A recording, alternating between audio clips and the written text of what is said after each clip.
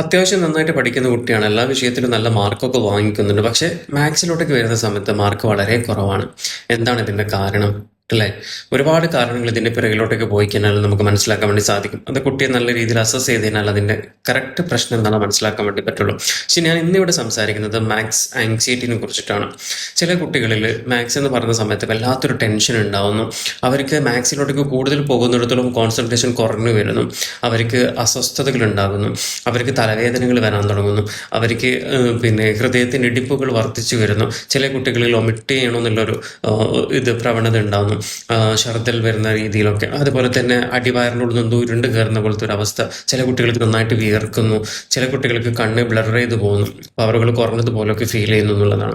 ഇതൊക്കെയാണ് നമ്മൾ മാത്സ് ആങ്സൈറ്റിയുടെ ഒരു സീവിയർ ലെവലിലോട്ടേക്ക് പോകുന്ന സമയത്ത് കുട്ടികളിൽ കാണുന്നത്. അപ്പോൾ ചില കുട്ടികളിൽ ഇതിൻ്റെ അളവ് വളരെ കുറവായിട്ടും നിങ്ങൾക്ക് കാണാം. സിംറ്റംസിൻ്റെ അളവ് വളരെ കുറഞ്ഞിട്ടും കാണാം.